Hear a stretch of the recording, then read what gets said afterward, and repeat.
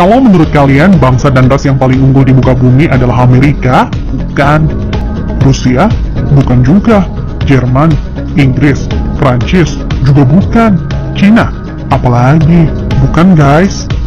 Menurut ahli DNA dari Oxford University, Stephen Oppenheimer, pada acara bedah bukunya berjudul Eden in the East, Surga di Timur, bahwa induk peradaban manusia modern bukan berasal dari Mesir, bukan dari Mediterania, dan tidak juga dari Mesopotamia, bukan pula dari Barat, apalagi Cina, tetapi peradaban manusia modern justru dari Indonesia. Iya guys, bangsa ini merupakan pewaris tunggal kejayaan bangsa-bangsa besar di masa lalu. Dan agaknya, Profesor Arisius Santos dari Brasil pun selaras dengan teori Oppenheimer. Dalam buku Atlantis The Lost Continent Finally Found, ia menyatakan bahwa titik Atlantis itu ada di Sundaland. Jadi guys, kita tidak pantas bersikap kerdil dengan memelihara sindrom inferior akut alias rasa minder terhadap bangsa luar. Kenapa? Karena nenek moyang kita dulu adalah bangsa yang unggul. Nenek moyang bangsa-bangsa. Jelas ya guys?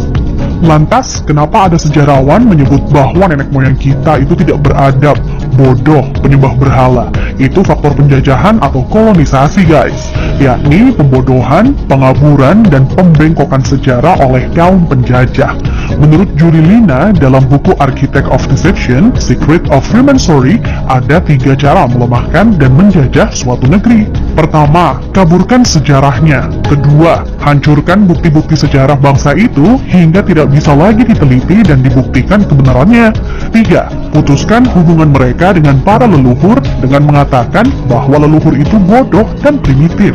Guys, sejarah Nusantara ini dibikin oleh kaum penjajah seolah-olah hanya dimulai dari era kemerdekaan atau paling jauh di era Raja-Raja Nusantara dulu versi penjajah. Tahu nggak sih guys, ribuan tahun lalu Nusantara terbagi dalam 3 era loh. Era pertama disebut era Wangsa Keling. Wangsa artinya bangsa, sedang Keling artinya kuat.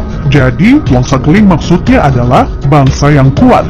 Konon di era ini, leluhur kita berekspansi hingga Kamboja, Vietnam atau Indochina, Thailand, Burma, Sri Lanka, India, sampai ke Madagaskar.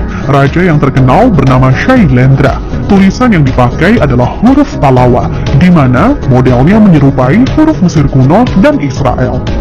Pusat pemerintahan di sekitar Jogja sampai ke wilayah Dieng. Maka, ketika Israel mengklaim masih keturunan Muria, maksudnya adalah Gunung Muria di Dieng guys. Dieng artinya penguasa, kemudian bergeser menjadi Dahyang atau Dayang, artinya juga penguasa. Setelah Wangsa Keling menghilang, ditengarai munculnya situs Dieng maupun Candi Borobudur.